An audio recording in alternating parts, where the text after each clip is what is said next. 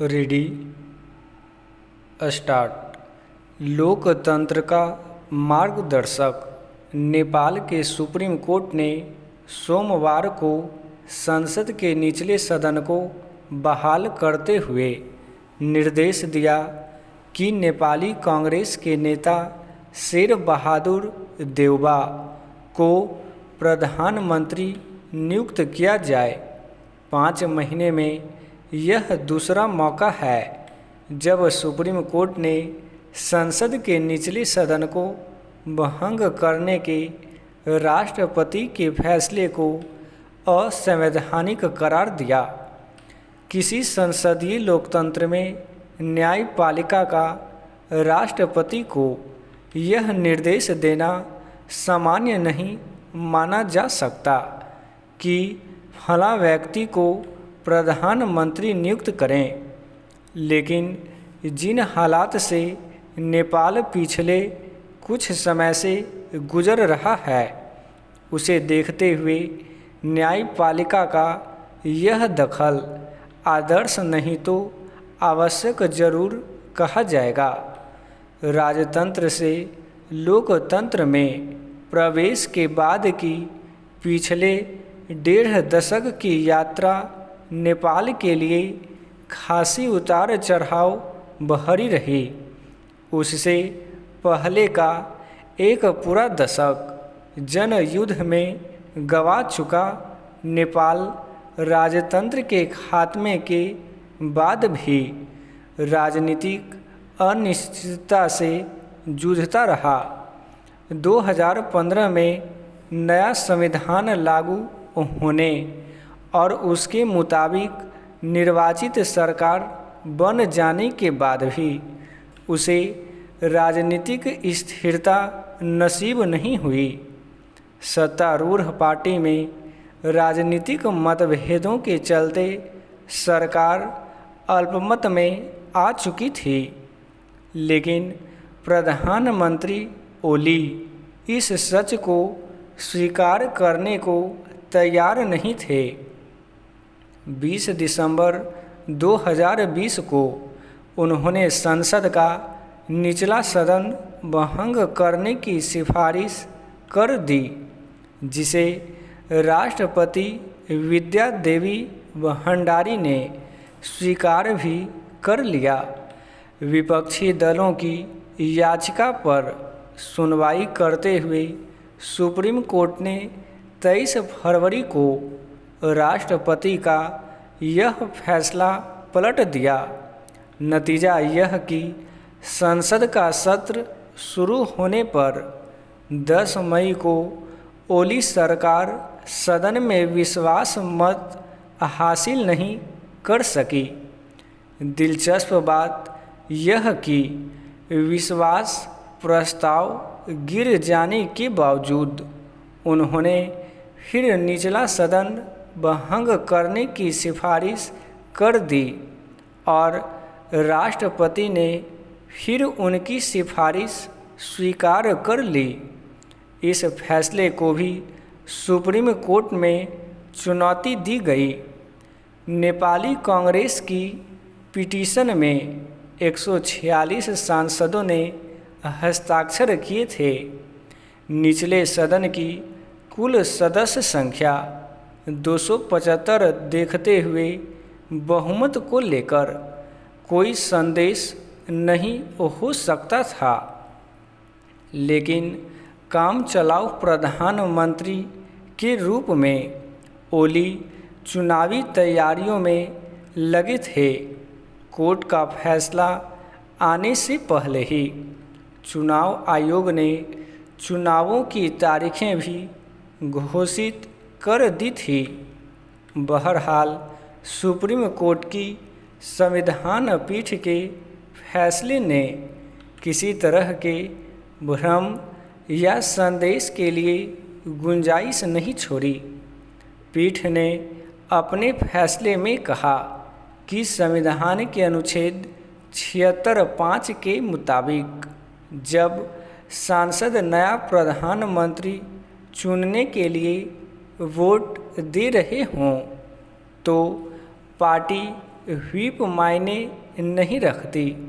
Supreme court के इस ऐतिहासिक फैसले ने न केवल संविधान की उपयुक्त व्याख्या करके भविष्य के संदेहों और उलझनों को दूर किया है, बल्कि संसदीय लोकतंत्र की राह पर नेपाल के भावी सफ़र को भी आसान किया है।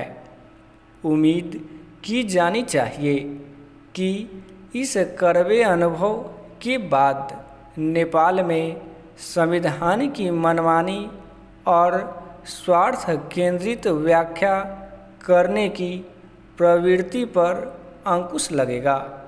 स्टॉप। Ready, start. मानसून में देरी और जलवायु परिवर्तन। मानसून के पूर्वानुमान को लेकर भारतीय मौसम विभाग IMD की भविष्यवाणियाँ पिछले सालों में सटीक रहती आई हैं, लेकिन इस बार तो मौसम विभाग को अपने ही मौसम संबंधी पूर्वानुमानों को बार बार बदलना पड़ा है। मौसम विभाग ने पहले 31 मई को व बाद में 3 जून को मानसून के आने की भविष्यवाणी की थी। ये पूर्वानुमान भी सटीक नहीं बैठे। दिल्ली में मानसून के आगमन को लेकर भविष्यवाणी सटीक नहीं होने पर तो मौसम विभाग को सफाई तक देनी पड़ी है।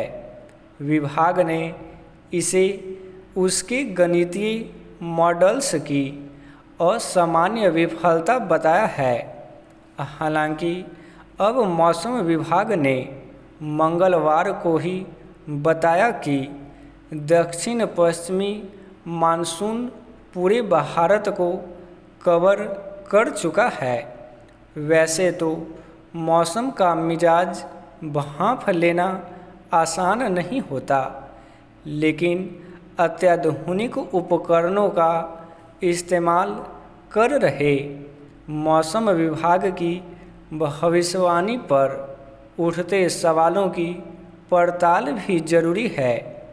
विशेषज्ञों का मानना है कि मानसून के आगमन और विदा होने की तिथियों में हो रहे बदलाव की बड़ी वजह जलवायु परिवर्तन को माना जाना चाहिए।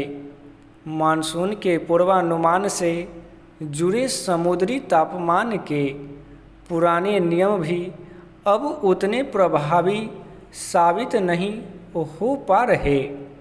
यही वजह रही कि मानसून की दिशा व वर्षा के पैटर्न्स का सटीक अनुमान नहीं लग पाया। यूँ तो मानसून के आगे बढ़ने में देरी के कई कारण होते हैं, लेकिन बंगाल की खाड़ी पर कम दबाव का क्षेत्र विकसित नहीं हो पाना, करीब आधा दर्जन पश्चिमी विक्षोभों का उत्तर भारत से होकर गुजरना और मानसून द्रोणी का नियत स्थान पर स्थापित होना भी बड़ी वजह रहे, जिनके कारण पूर्वी मानसूनी हवाओं को उत्तरी भारत के मैदानी हिस्सों में पहुंचने का मौका ही नहीं मिला। यह सही है कि मौसम विभाग की ओर से दी जाने वाली आंधी, तूफान व अतिवृष्टि जैसी आपदा चेतावनियों के कारण ही राहत और बचाव कार्यों के लिए तत्परता बरती जाती है। मौसम आधारित आकलन एक क्षेत्र अथवा प्रदेश विशेष के साथ साथ स्थानीय स्तर पर भी होता आया है। देश भर में कृषि विज्ञान केंद्र भी बने हुए हैं, जहां मौसम वैज्ञानिक तैनात हैं, लेकिन वर्षा की स्थिति को लेकर काश्तकारों को जानकारी या तो पहुंचती ही नहीं या काफ़ी देर से पहुंच पाती है। मौसम पूर्वानुमानों को लेकर राज्य सरकारों और जिला व खंड स्तर के प्रशासनिक अमले तक को भी सटीक जानकारी समय पर पहुँचे, इसका बंदोबस्त नहीं हो पाया है। मौसम आधारित एडवाइजरी संबंधित तक पहुँचाने का लचर तंत्र बड़ी समस्या है। यही वजह है कि आपदा के वक्त परेशानियों का अंबार लग जाता है। मौसम विभाग को भी पूर्वानुमान के नए पैटर्न्स विकसित करने होंगे। स्टॉप।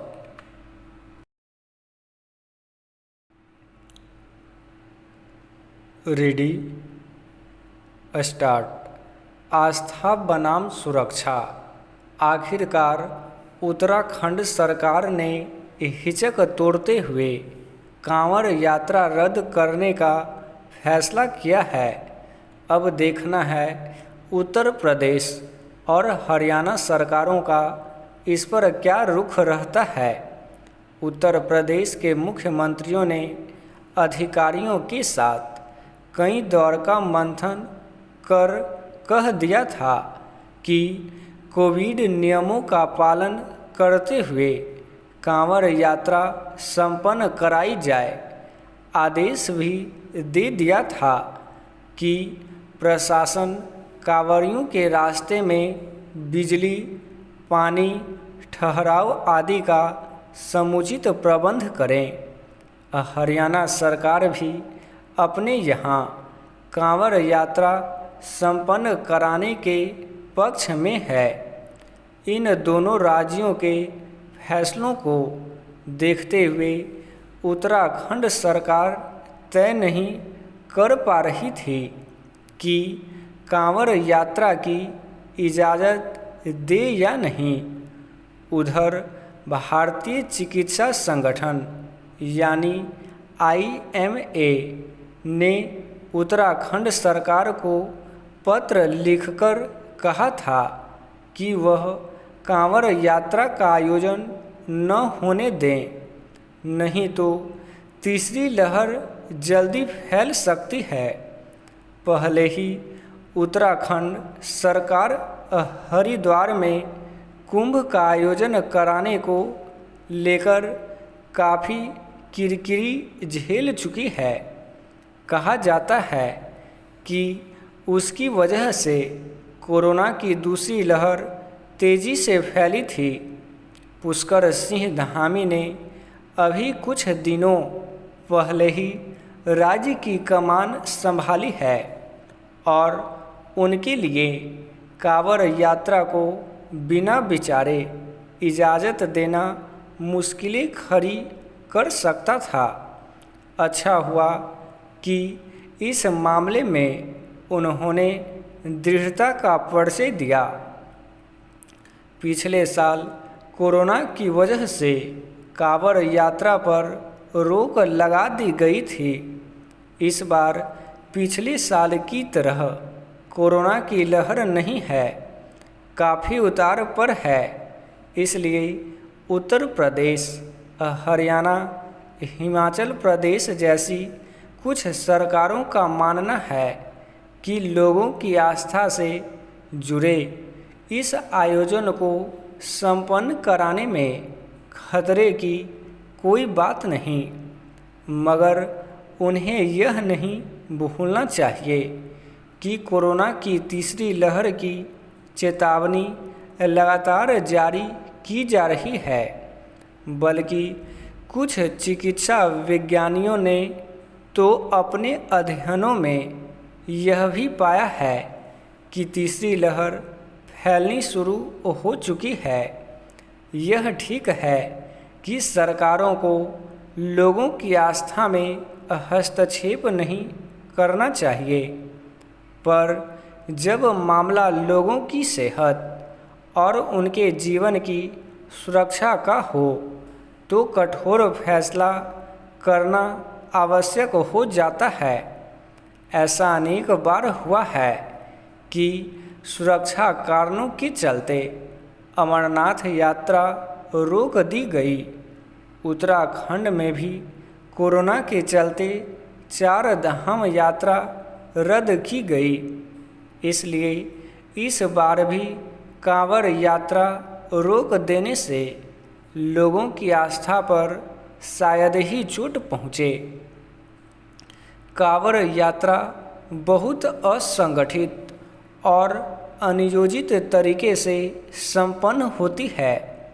पिछली कांवड़ यात्रा में करीब 30 लाख लोग हरिद्वार पहुँचे थे। लोग गंगा से जल लेकर सैकड़ों किलोमीटर पैदल चलते हुए अपने स्थानीय मंदिर पहुँचते और भगवान शिव का जलाभिषेक करते हैं। तमाम सरकारी चौकसी के बावजूद हर साल ही कांवड़ यात्रा में कुछ अप्रिय घटनाओं के समाचार मिल जाते हैं। ऐसे में उत्तर प्रदेश और हरियाणा सरकारों के लिए कांवड़ियों से कोरोना नियमों का पालन कराना कहां तक संभव हो पाएगा, कहना मुश्किल है। यह भी ठीक है कि कांवड़ यात्रा से स्थानीय व्यापारियों और पुरोहितों के कारोबार को कुछ गति मिलेगी, मगर महामारी की कीमत पर कमाई के अवसर उपलब्ध कराना तर्कसंगत निर्णय नहीं माना जा सकता। जहाँ तक आस्था का सवाल है तो यूँ भी हमारे देश में मन चंगा तो कटौती में गंगा की धारणा पुष्ट है। पहले ही उत्तर प्रदेश सरकार ग्राम पंचायत चुनाव के दौरान कोरोना फैलने के आरोप से मुक्त नहीं हो पाई है, फिर अब उसे कांवड़ यात्रा की जिद क्यों ठाननी चाहिए।